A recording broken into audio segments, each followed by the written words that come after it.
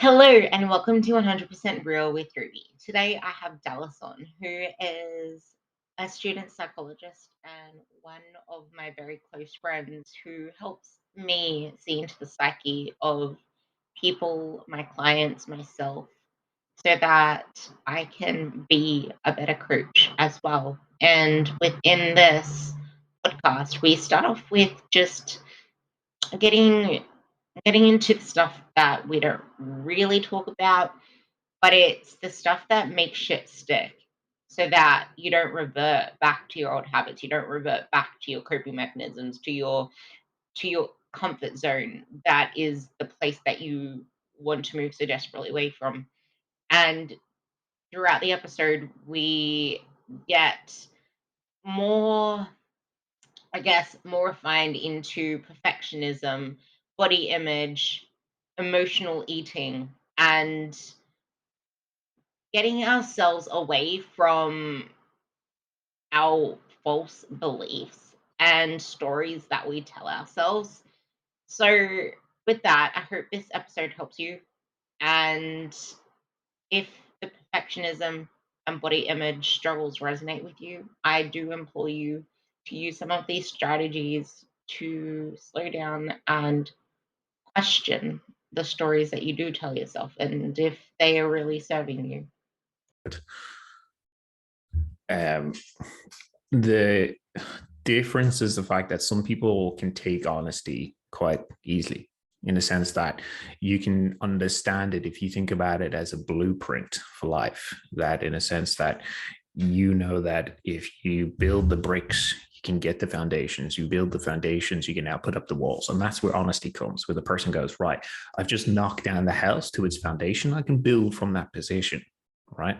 Where other people, they need to be able to be driven, or should I say, it's like leading the horse to the water. They need to be step by step approach to that position, and you've got to discern which position a person's in. Either the person who needs to be led and they need to be effectively, going through doors that open their ability to see and understand, or do they need a complete reality check, which is, you're not as good as you think you are. This is not going the way you think it is. And from that position, they can reevaluate it. So it all depends on who the person is or how they perceive or how they take information in.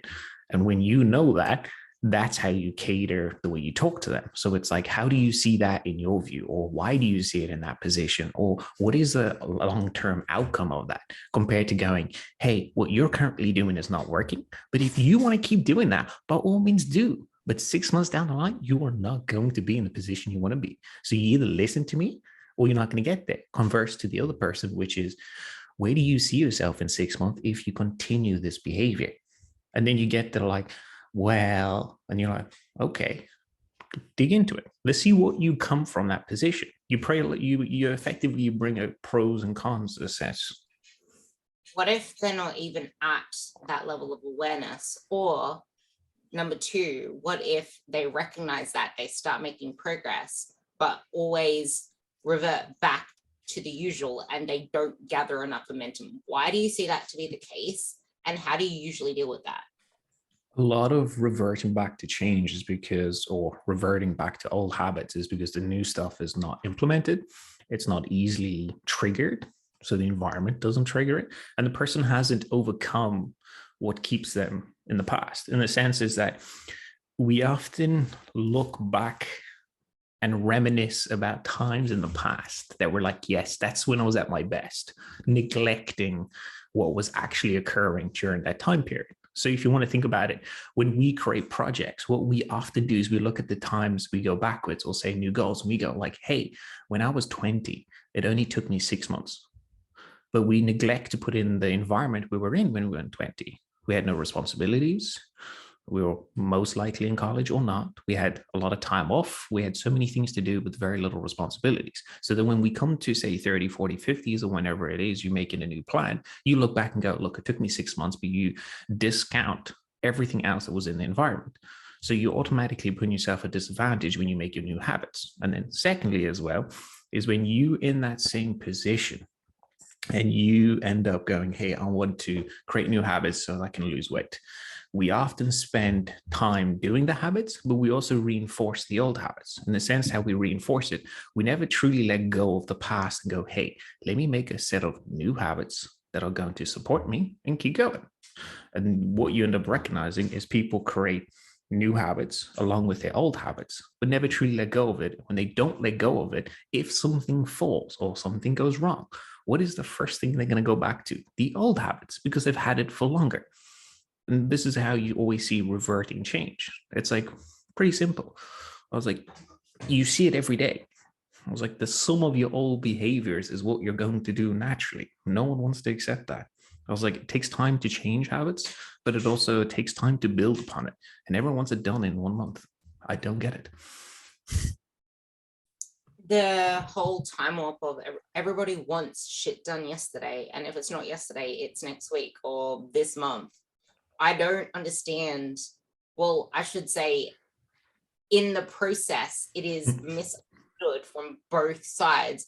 Why can't we just see it? And they see it, but they don't see it. And I guess that brings you back to the doors. Like, some need to be open. Some doors you can't tell if they're there. Like when I broke my nose, I didn't see the door that was there. I just went running right to the door and broke my nose. Like, I didn't see that door. But then there are other doors that you can see through them and you can see ahead. But then there are other doors that are just reflecting the past. So they do not see where they could possibly be, because like we were talking about before the podcast, inability to deal with overwhelm. And when you mentioned that they can't be honest with me, with any other coach, with any other person, I feel like they're not even being honest with themselves. So maybe we can talk about that self-discovering piece of it and why people don't let go of the past. How about we use you as an example for the podcast? Because this is going to work really well. Give us an honest appraisal of your strengths and weaknesses. My strengths are that I'm very persistent. My weaknesses are probably that of most other people, in that even though I'm persistent, it's almost like a scattered focus versus a straight shooting laser beam kind of thing. So a strength is the ability to keep going no matter what and not just give up and do nothing. And the other strength is I don't give a fuck. I just do, and I try and I fail and I try again. And that's something a lot of people are scared of as well. But yeah, the weaknesses would be that scattered vision. Not scattered vision, scattered overwhelm. Okay. So now let's take a look at it. You had the ability to be honest, right? And give me anything that could be a strength and weakness. And you give me a pretty bog standard, hey, look, I'm persistent. This is my strength. And oh, this is not what I do. You could have poured your heart out in a sense that some of my strengths are X, Y, and Z. And this is what it means for me and all that occurs with it. And you could have said weakness and you could have poured your heart out. So you expect clients to be honest with themselves when the majority of people have an inability to be honest with themselves, which is, tell me the hard parts of life. Is that truly easy to be honest with yourself, knowing that some of the things you have done have put you in the situation you are in? Is it easy enough to be honest with yourself and understand that some of the things that have occurred in your life is hard to deal with and you don't know how to deal with it? So it's what's easier, telling yourself a story that everything is okay so that you can get through life, which is incredibly tough as it is? Or is it better to be able to see life for what it truly is?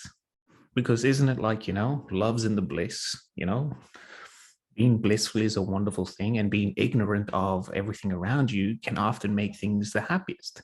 Look at people who often get to serious states of depression. Some of the things they talk about is raw, honest appraisal of life. So the question comes then down to, is the person truly wanting to be honest, or is there a degree of honesty that's needed in order for them to see a goal? And if you want to look at this on a continuum, there is being brutally honest with yourself, which can be very uplifting for somebody, or it can be very bad for someone and put them into a terrible position. So the key for you then is to recognize, right, how do I once again bring them through the doors? How do I bring the person to go, hey, I only need you to give me 1% honesty. But you also need to recognize that some of the things you've done has caused the issues you're currently going through, and some of them might not be your fault, and that's perfectly okay. And this is a big thing. It's like, especially when it comes to therapy, it's like you've got to recognize there are things that you contribute to and things that you don't contribute to. But it's not easy accepting your place in the problem. So it's like, what am I going to do? Okay, I'm going to tell myself a story that is not going to happen.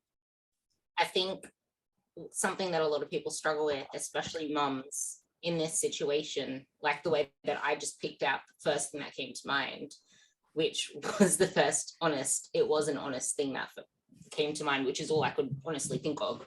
But I think that's the problem with a lot of busy moms that are actually sitting, like trying to figure it out. They're too busy looking in their direction or just being go, go, go, or they're just so fast paced down that road that they don't actually see the other stuff. Like I have 2 clients, for example, that have so much to worry about for their family, for the kids, for the business that they run, for literally everything.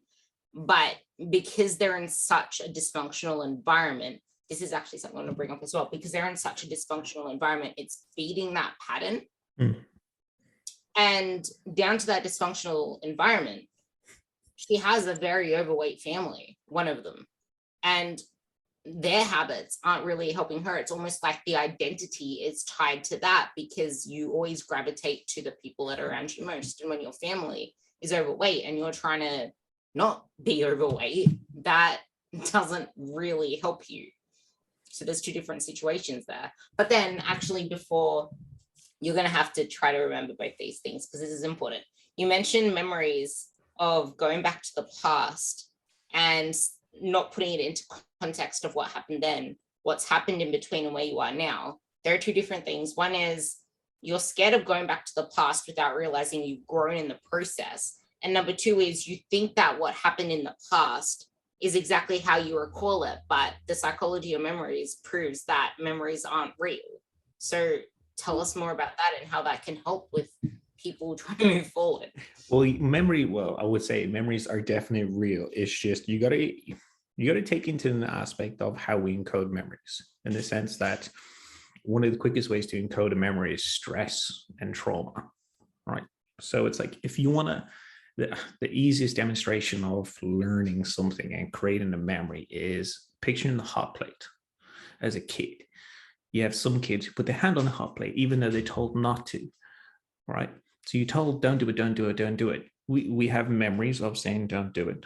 But what do you remember as soon as you do it and you get burnt? It's an instantaneous, it's like effectively burnt into the soul. Now, as time goes on, you're going to see degradation of how you recall that. You're going to be like, oh, look, I ran, I slipped, I fell, or I wasn't paying attention, I put my hand on there. What ends up changing is your narrative, your mood, and how you look at life and how you access those memories.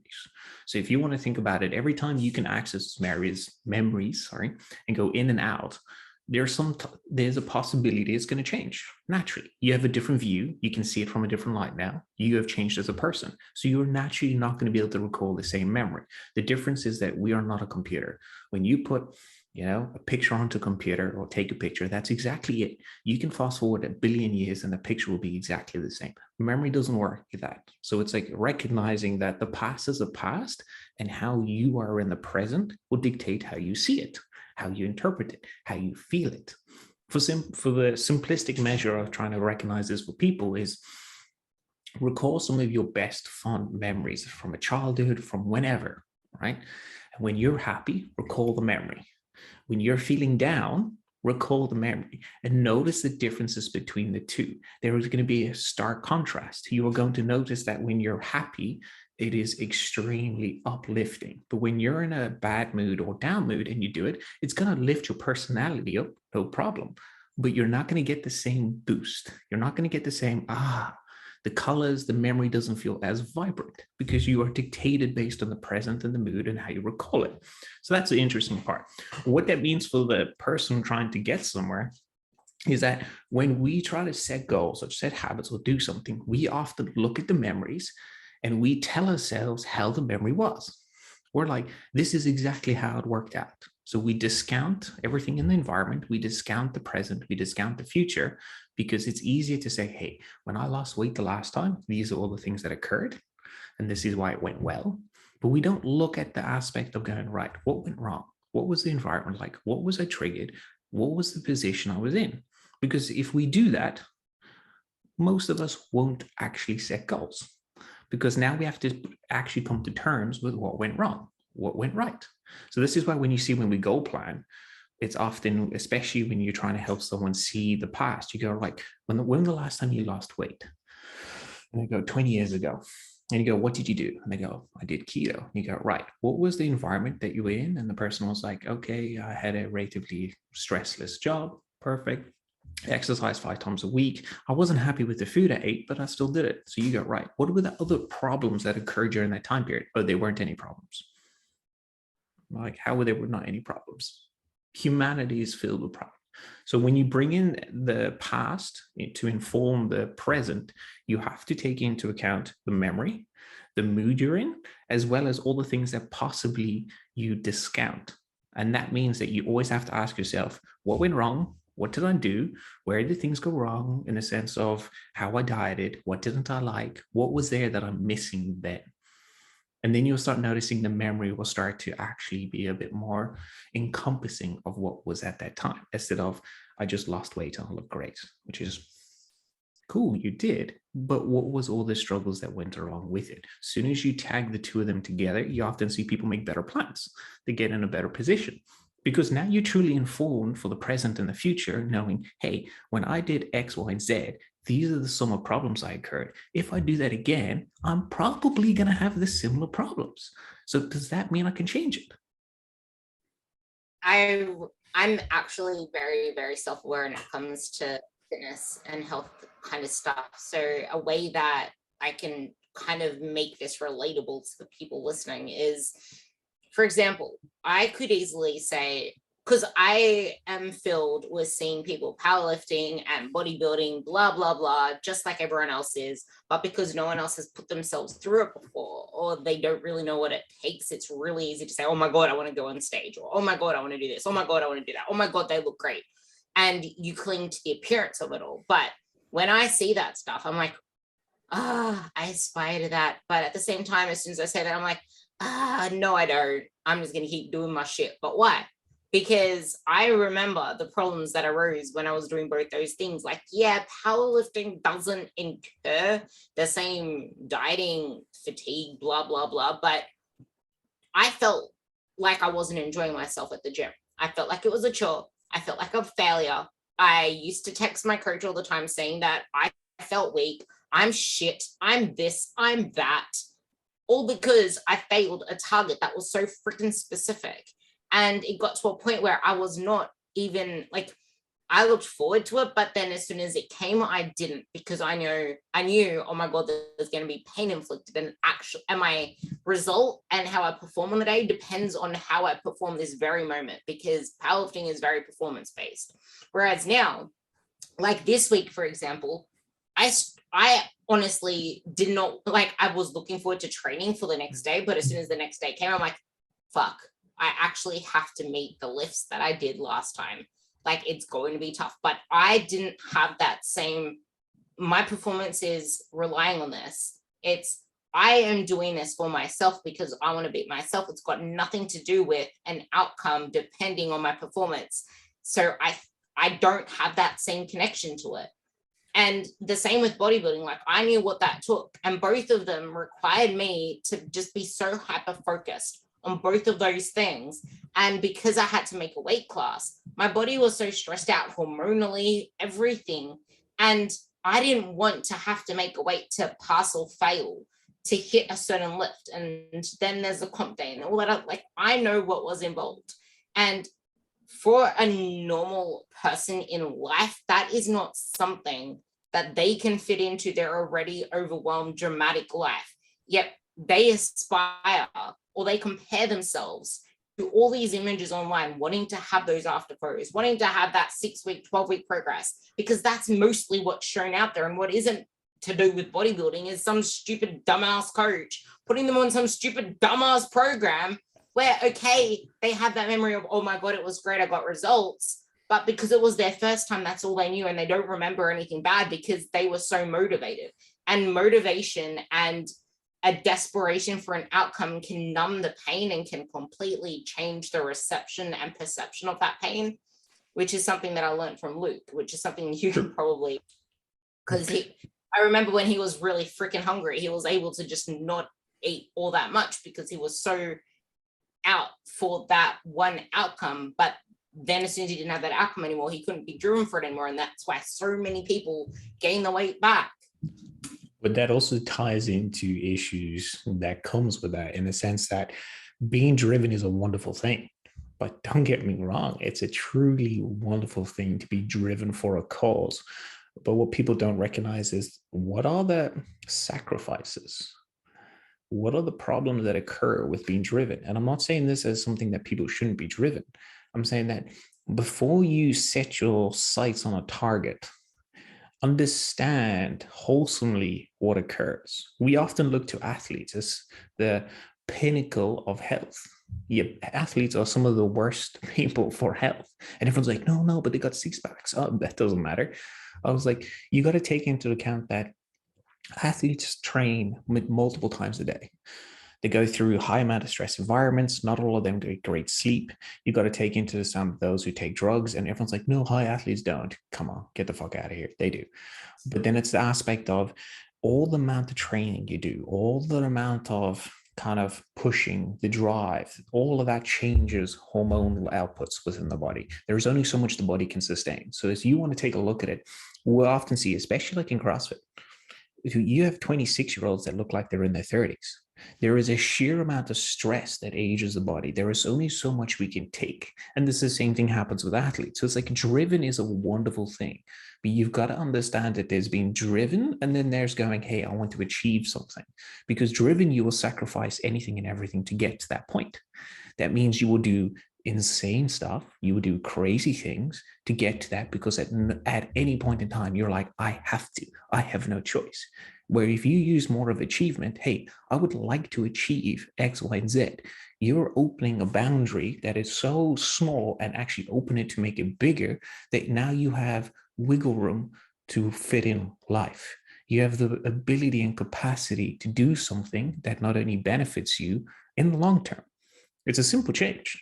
From driven to achieve is so simple in terms of how you do things. One is usually always sacrifice, and the other is now no longer sacrifice, but self-care and self-love. That's why it's really important to have that vision of a year from now, 3 years from now, 5 years from now, which is something I learned from you as well. But just like you do with memories, you need to put context to it, because you're not just a freaking robot, or you're not just like, people expect to have a plan friggin' 3 months from now, 6 months from now. It's not a plan, it's a vision. And exactly. What happens in the process changes. And I want to lead this into the whole perfectionism thing, but because perfectionism is probably one of the biggest things that holds a lot of people back, because they make it like I'm great because everything I do is so good. Like, they aim for that standard all the time, but people also try to do everything all at the same time, all at once, without realizing you can't pick up new habits without making space for them, because you just add to your plate. But like you were saying with the driven thing, it's knowing how you want to feel, because you are living a life, and anything that is shutting life off to get to a certain place is only going to be temporary in the long run. And that's why there are a lot of like athletes, for example, that gain all the weight back once they're retired. That's why there are friggin' powerlifters that are bung up and bruising and bashed and broken and all that kind of shit by the time they're retired.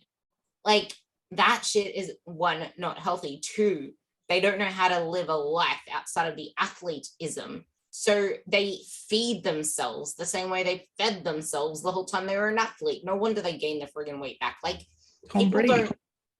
don't talk about that stuff afterwards. But now that I remember, because my brain did its little, I was trying to ramble until I found the point I wanted because my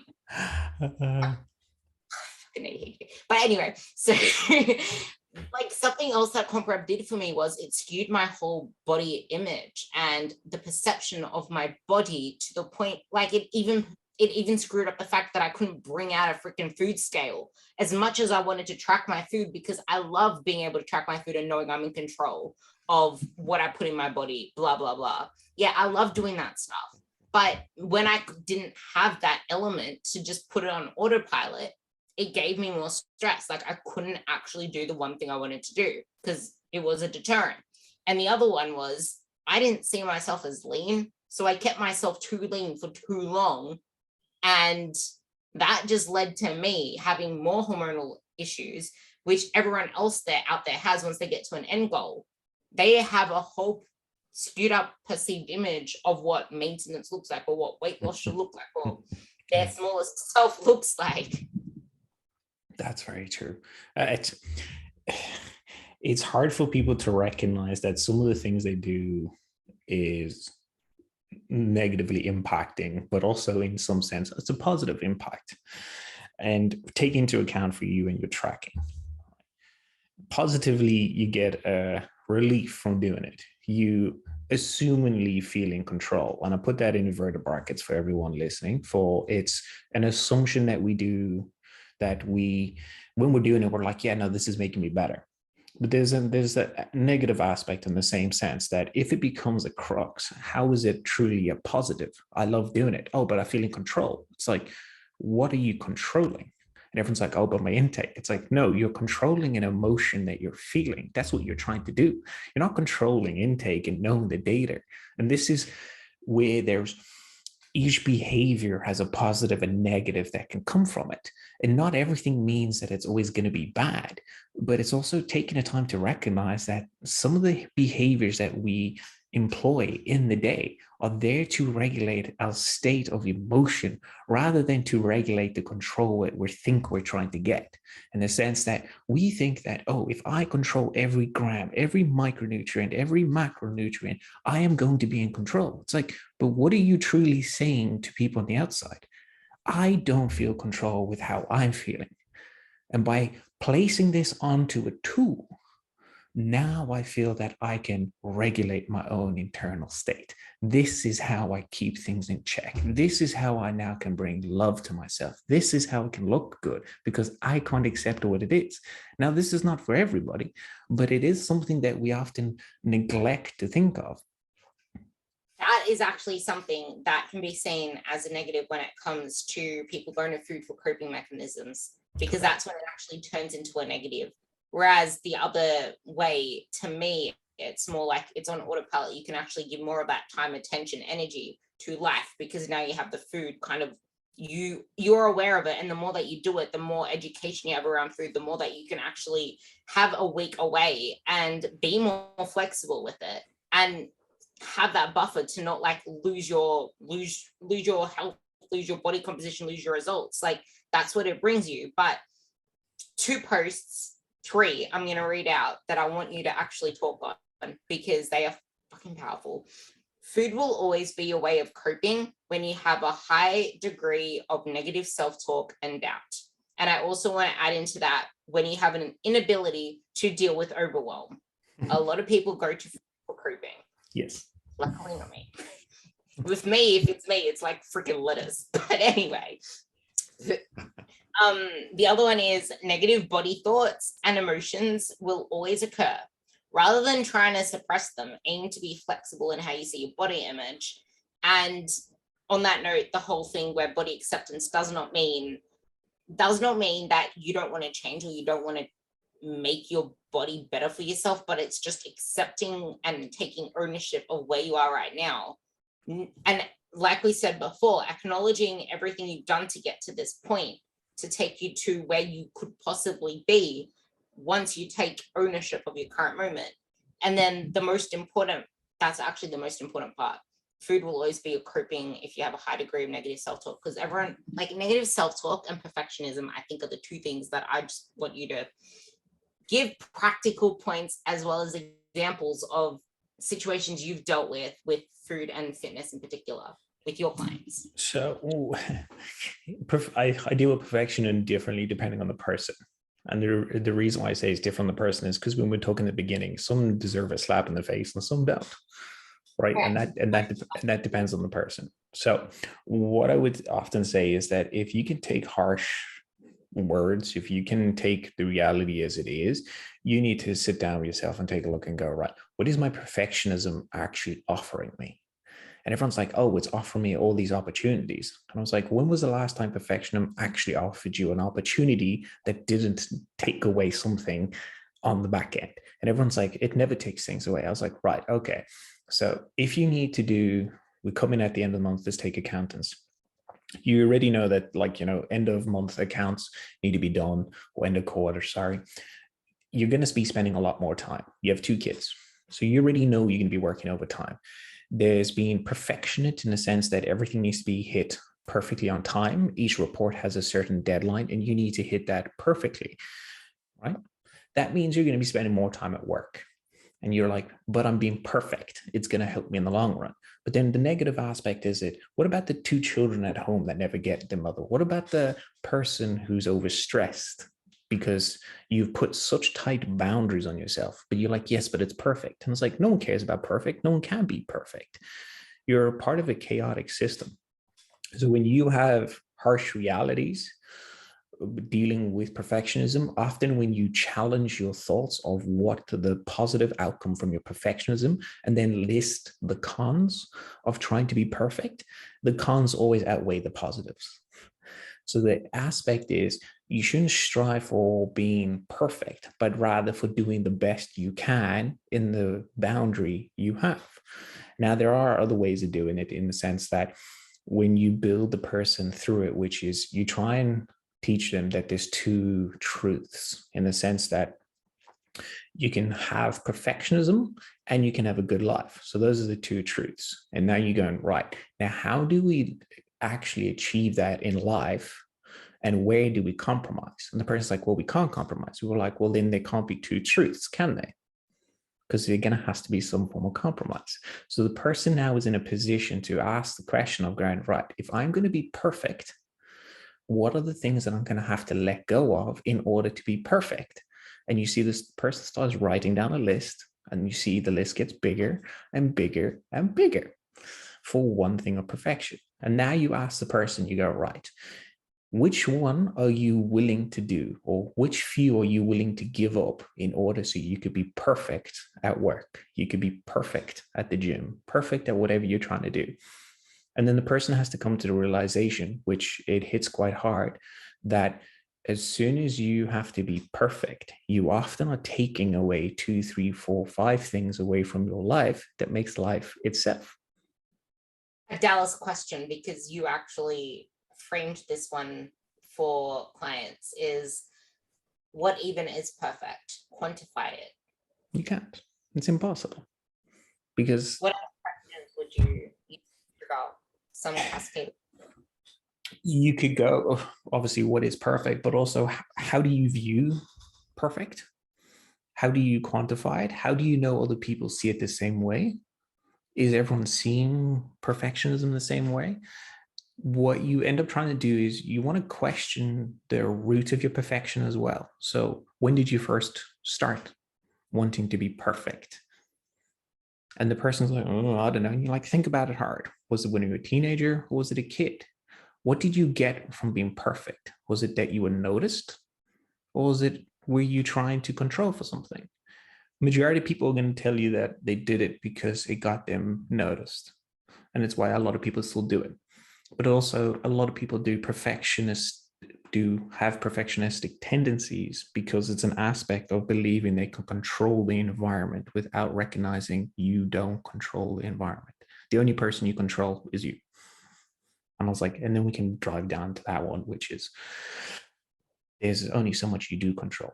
So it's like when you can recognize that if your perfectionism tendencies are based on, say, like fear, control or noticing, and you understand which category you're in, now you have a chance to actually change the outcome. But it's still, once again, what are you getting from perfectionism? What are you quantifying it with? No one has an answer because no one can answer it. They're like, but it's good work. What's good work? Well, people appreciate it. So once again, it's been noticed and appreciated that you're looking for. So why can't you appreciate yourself? There's a lot of this that's based off what you think other people want. And when you're speaking, or I'm thinking this person you're talking about doesn't have a clear vision of what the fuck they even want. So they're clinging to whatever it is because what they like my old example, what they think they want is not really what they want, but because they're so worried about body image, that's all they're focused on. Like, you lose weight to start with, or you're really lean, you get compliments for it. Freaking body compliments this, body compliments that. So then you tie yourself to those body compliments all the time. So that's what you start to identify with, versus realizing that what you really want is to be happy within your body and confident within your body to go after it, to feel good within yourself. Like, I feel amazing when I know that I'm challenging myself and overcoming challenges when it comes to my fitness and my health, for example. Like, when I'm pushing myself in the gym when I didn't want to go, but I overcame it and I showed myself, hey, you can do it. And the fact that I am in control of sculpting my body as it is what gives me confidence, because I know that if I'm not happy with the direction I'm going, I'm the one that's in the freaking driving seat to then turn the car a different direction, and I can change my body to be confident with it then. And another post you put up, which I want you to dig into, investing in your appearance can build a better body image and thus confidence, which is really what we do want. And that allows us to be a lot more consistent with everything we're doing because we're confident in ourselves. We have that vision. Yes. Because if we're not feeling, we're just a shell. So I'll let you ramble on. It's funny when you explain this to client, when you're like actually trying to gain confidence is quite a simple process, especially if you turn it into a goal-oriented approach, and then you recognize how we do it. So a lot of confidence is also the ability to do something. And it's like, we gain confidence by doing. We don't gain confidence by sitting there and pulling ourselves down. So if you want confidence in how your body, use your body, be flexible with it, do stuff, exercise. But it also the sense of, if you invest in your appearance, what are we effectively saying here? It's take time to love your body, go and get new clothes, go get a manicure, do things that make you happy about your own body. And it's a simplistic process. And everyone's like, how is that building confidence? It's every single time you put $1, you put 10 in, or whatever that number is, you're waiting for it to compound as time goes on. And think every single time you negatively talk about your body, you're subtracting from that balance. And this is how we're building the investment in appearance of your confidence, is that when you go out and get a massage and you're like, oh, I love the way my body feels now. You just said, I love the way my body feels. I like the way you've got a question, go for it. No, I have something that you just sparked something. It's when you when you do what you said you're going to do, like when you say yes to that healthy meal. But the thing is, you're going to keep reverting back to the old shit. This actually just brings us all the way back to the start on how, like, I just answered my own query, which I hope you guys can actually grasp this. Like, you're going to never want to reflect back on the past in that sense. If you're going to keep reverting back to the past if you're not freaking slowing down to celebrate the successes you've made thus far, and you just keep trying to strive for more. Okay, I tick this box, what's next? Okay, you're just this human doing just ticking boxes all the time. Yeah, so what I do with clients is I call it a daily PB. So in training, if you hit a max, it's a new personal best, right? Every day your PB counter starts anew. So that means that if you've gone out for a walk today, that's a PB. You've just personal best your walk for today. Don't care about yesterday. I don't care if you had 400,000 steps yesterday. If you got 10 today, that's today's PB. And every single time you look at the small little things and you go, hey, look, I had a wonderful meal today. That's a PB for your lunch. That's a PB for dinner. And everyone's just like, yeah, but it seems so stupid. And it's like, well, actually, what you're doing is you're changing the way you look at the little things you do in life that builds up. You're changing your base habits.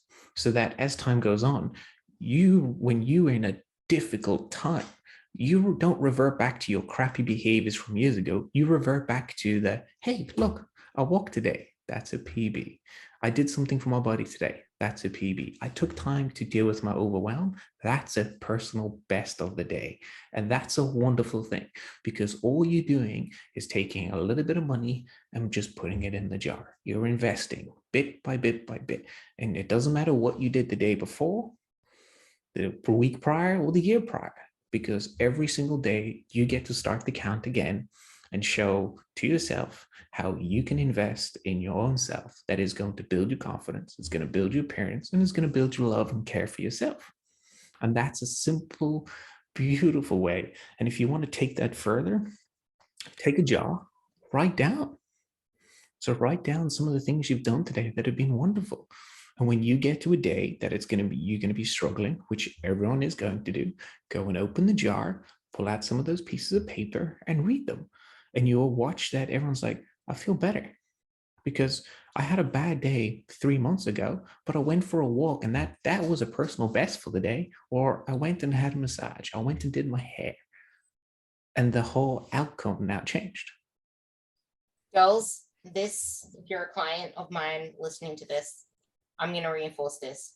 This is why it is something that I like to say is mandatory, even though not all of you do this, to post your wins on my weekend wins post, to celebrate yourselves.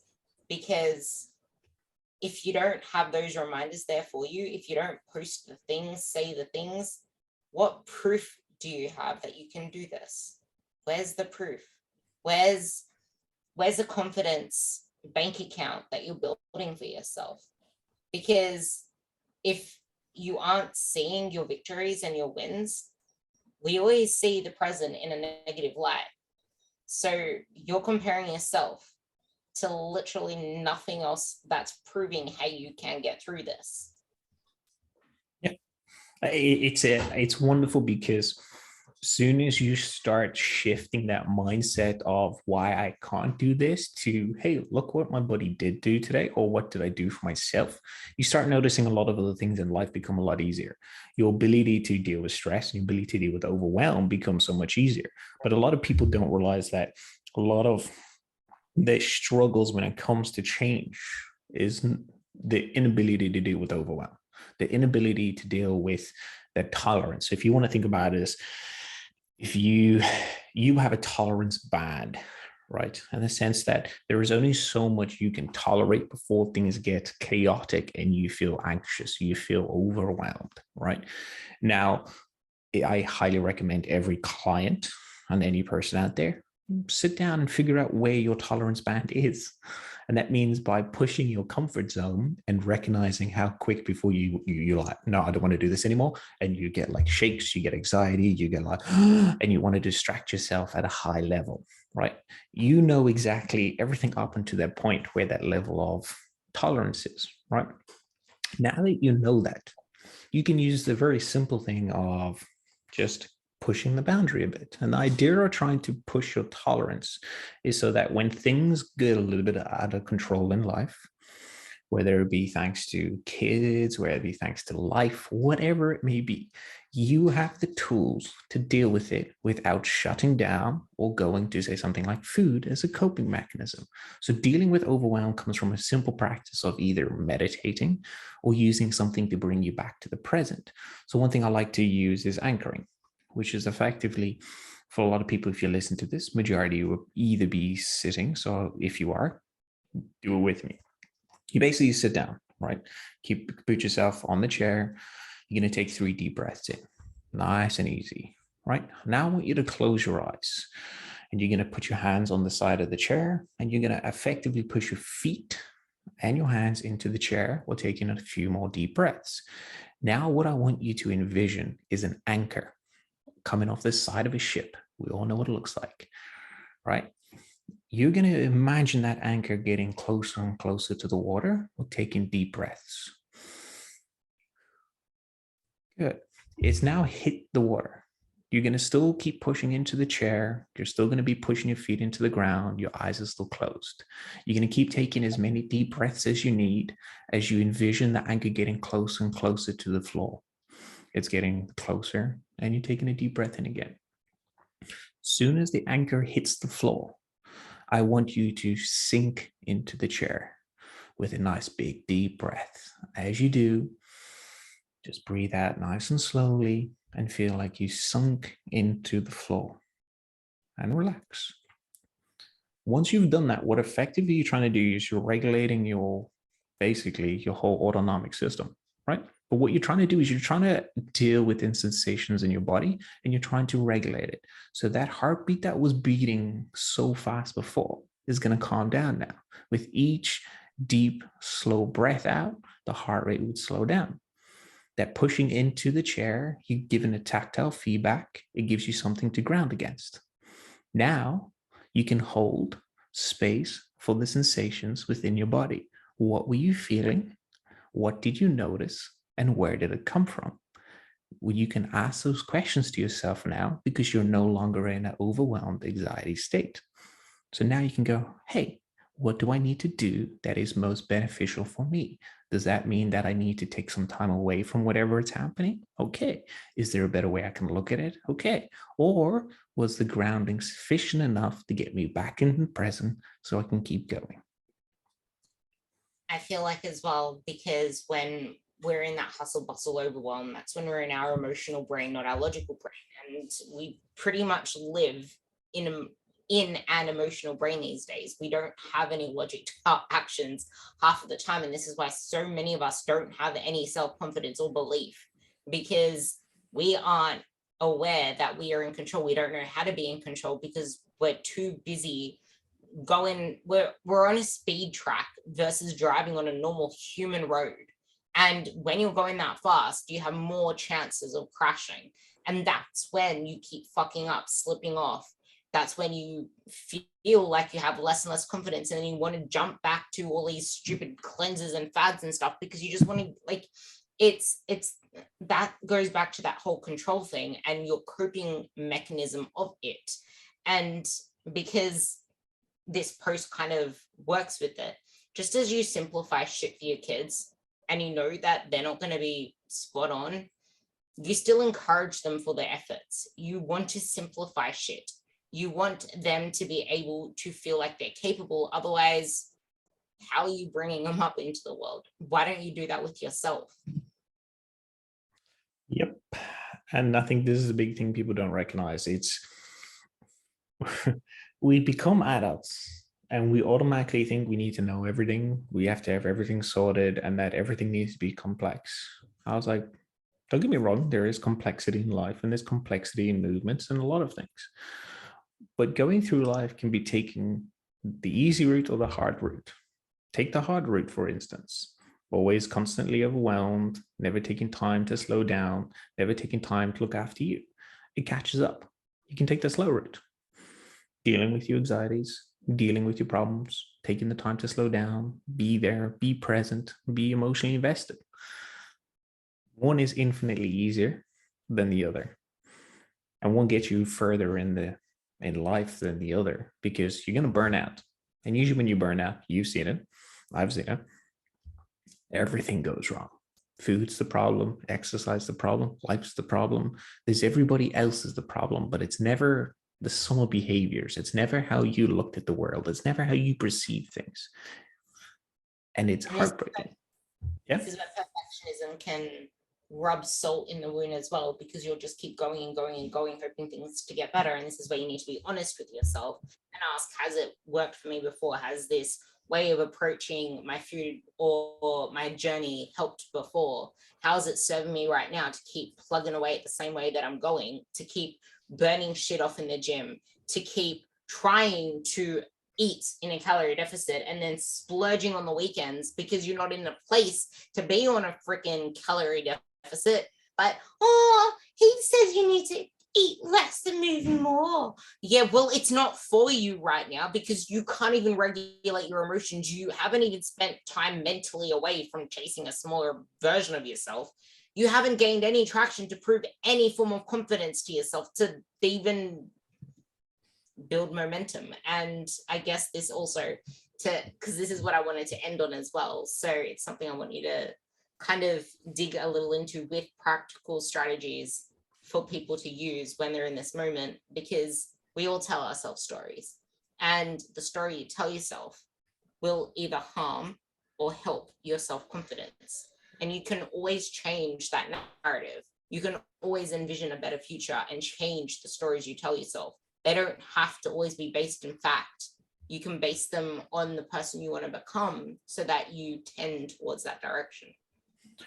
It's also about a complete narrative rewrite. And I think that what the issue is that we watch so much fantasy, like House of Dragon, Game of Thrones, anything in that record. And we see about how those people change. We see all these wonderful things about these people in fantasy, but we never decide to take that same principles that we see in fantasies, that we see in movies, and go, how do we apply that same writing towards ourselves? We always try to think that if we write ourselves in the harshest way possible, it's going to often give us the best change. You've seen it. There's a certain amount of people that majority of people believe that if the harsher you are in yourself and the story you tell yourself is that you're bad, you are going to change. What effectively you're telling yourself is that you are not capable of doing something, and this is the story you are going to live. So that means that I am bad, I can't lose weight, so, well, you can't lose weight. It's in a sense a self-fulfilling prophecy when your story is always on a negative accord. So it's like when you rewrite the story to be like, hey, I can make mistakes because I'm human, and that I do love myself, and that this can change. The narrative now gives you the ability to become better. You're like, oh. Because what if someone then says, I've always been overweight, I've never been able to keep my results, I've never been able to continue forth, I always self-sabotage, there's always something that happens, and I go back to the start. Okay. How would you work with that one? If you base everything on always, that means you're never going to get there.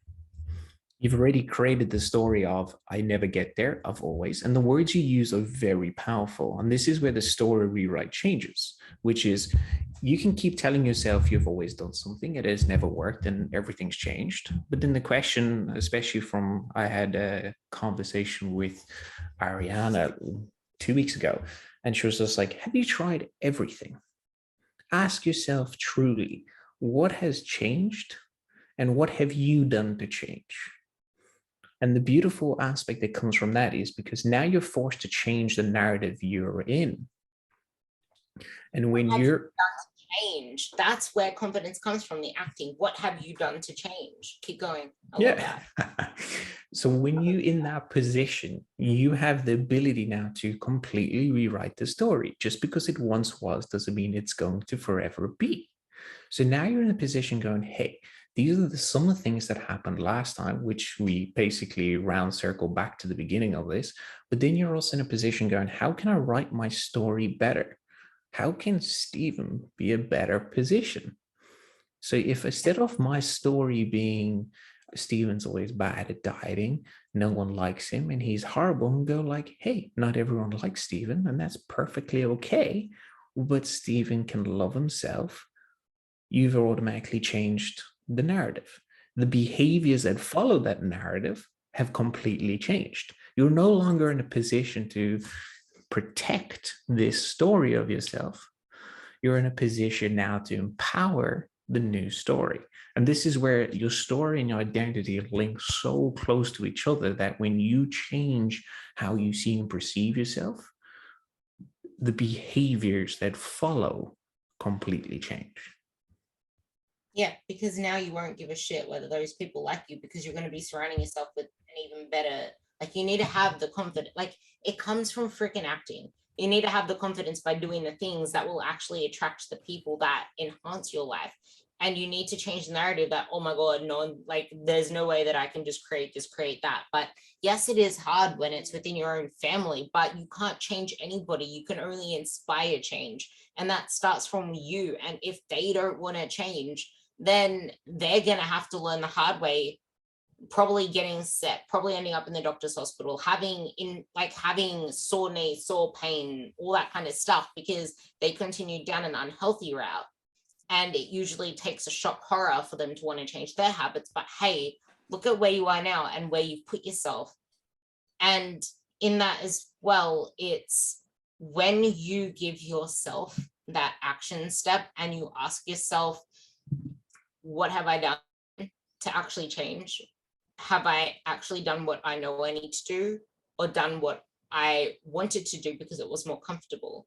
How can I change the outcome? Is there anyone I can ask for help? Is there anyone that I can employ? And there's many times where you'll get a coach in this and you'll still keep repeating the same pattern without realizing, hey, you're not in the same situation now. You have someone you can trust. That's why you employed them.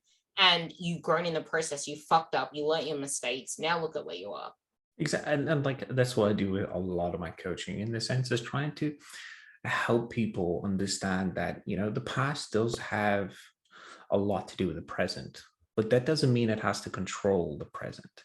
And that story you tell yourself is very powerful in the outcomes you are looking for. So it's like when you spend the time to go, right, I am going to challenge these beliefs. I am going to look at this from a different perspective. And this is why I love using the glasses technique. And every single client gets taught the same thing. You have 4 to 5 pair of glasses in front of you, all different colors.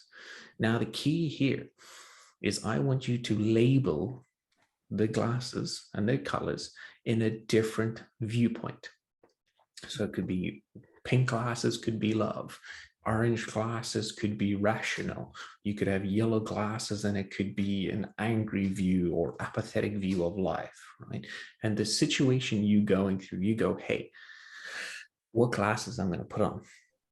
So if you being angry, you go, oh, hate the situation. You go, right. And I always go, remember, what pair of glasses can we put on that's going to allow us to see this in a different light? And the person goes, let's put on the pink glasses. You're like, perfect. So pink is love, right? Or whatever you deem that to be. And then you go, now how do you see this situation by putting the glasses on? And this person's like, wow, okay, I have a different viewpoint. We haven't done anything. All we simply done is just ask you to take a different viewpoint. And the glasses technique is used there to help you take different perspectives. But what it's occurring is, as time goes on, not only do you have a tool to deal with different situations, that you no longer call it the glasses technique, you just automatically take different viewpoints, which is a beautiful thing. But second of all, you get to, in a position of get to question some of your own narratives, in the sense that when you see something from a certain viewpoint, you go, am I truly seeing this in the way it's meant to be? Or am I projecting pain from the past onto this situation? And you see that a lot when someone messes up or they claim they've messed up or died. And you go like, are you projecting the past? Let's put on a different glass and see what it is. And the person's like, well, I had a very busy week. I struggled. The kids were having problems. One of them broke their wrist. And then I've had a lot of deadlines at work. And you go, right. So is this a problem? Or was this you dealing with the situation? The person's like, well, I dealt with it. I'm like, well, there we go. So why are we projecting the past? So the simple use of those glasses gives the person the ability to change the narrative, change the perspective for going on, that it's no longer when I do some of these things, it's actually, hey, you did something to help you. It wasn't because you're terrible. It's not because you're bad. And it's not because you're sabotaging. You did something because you had to do something. Example that will probably sum things up really well. This is, for example, if you did a certain behavior and then your parents whacked you with the belt for, like back then, for most people, it's you did one little thing and you always got the belt. You'll be scared of doing that one thing because you know the context of it. So every single time you do something similar to it, you only remember the pain of it, yet you're not realizing you're not in that situation anymore. You've removed yourself from that context and you've grown and you've become your own person. So it's really important to take things off the pedestal and put things into context of who you want to be, not who you were. And once again, the actions you're taking to move in that direction. So yeah, with that, what is one thing that you can sum up for people who are struggling with, I guess, overwhelm and perfectionism tied into a bundle, that stop them from taking the actions they need to take because they won't slow down enough to realize that it's those particular actions and slowing down that leads to them feeling like they have more time. It was a very long question. Yeah, I didn't word it very well, but you know what I mean. I would say if a person took the time to care for themselves and love themselves, right? And once you have sorted those two out, and ask yourselves, if I change the narrative, my life can change. So it's like when you encompass self-love, self-acceptance, and you're no longer afraid, you're no longer caring for how people notice you, you have the ability now to change your life. And that comes from the narrative. So it's like, change your narrative, change your life. Because then you're doing it for you and you have a better vision of who you want to be and why. Because something that is powerful is your true value, your locus of control, the things that you care most about are you and your kids if you're a mom, you and your loved ones. But we don't realize that when we're too busy trying to fill a void or trying to fill a hole. Like I know a client who always wants to go back to a better place, which wasn't really better. She was in a shit place, but it's a fear of abandonment. And that's probably one for next time. But because of this fear of abandonment, she's not slowing down. She's clinging to needing to do everything all the time, to going back to shitty relationships and clinging to things that don't serve her. And the reason I'm saying this is because you'll keep repeating the same shit until you learn the lesson that that shit is there to teach you. Exactly. The obstacle becomes the way. The impediment to action advances action. What stands in the way becomes the way. Pretty simple. It's a hard thing to learn. And especially when you are so used to creating a narrative of woe is me, I am the problem. It takes time, but you also got to recognize that everybody has the ability to change. Everyone has the ability to change their narrative. And we're not saying on this that it's simple, but it's the same thing of putting money into a fund, into the bank, and waiting for it to compound. You don't feel it today and you don't feel it tomorrow. But when you wake up a year from now, when you look back and you're going, damn, the sum of habits, the sum of me has changed. And that is the end goal, basically. It's you've changed the narrative and you change the outcome. Yeah, that's all in you, and that's what builds your confidence. So with that, I'm leaving Dallas's Instagram below. It's define by SD. I actually really encourage all of you to follow him because he posts up real raw slap in the face, I guess, images that, like the ones that I've read out today, they mean nothing to you. They look like just words on a slab of whatever it is. If you're just looking at it, yeah, who cares? But if you actually stop to think about them, you'll realize that the story that you tell yourself makes you think they're not true until you realize, hey, this is holding me back. Hey, this is relatable. You won't see it as that until you become conscious of that.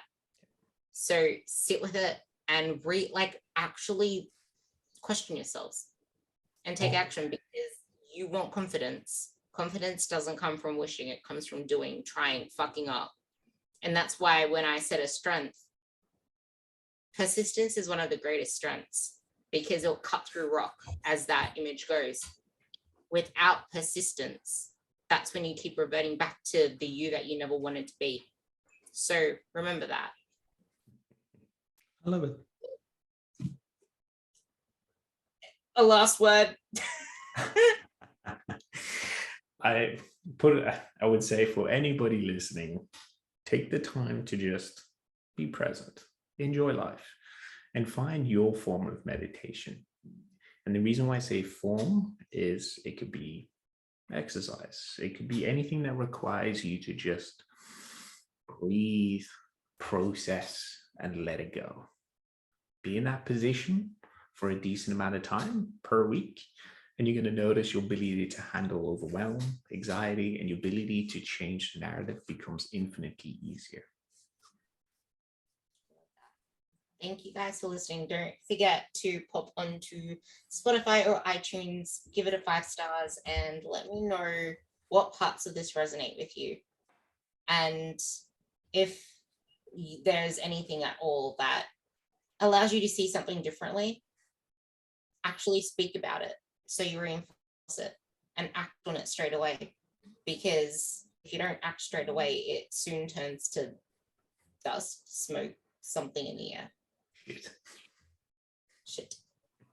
Shit.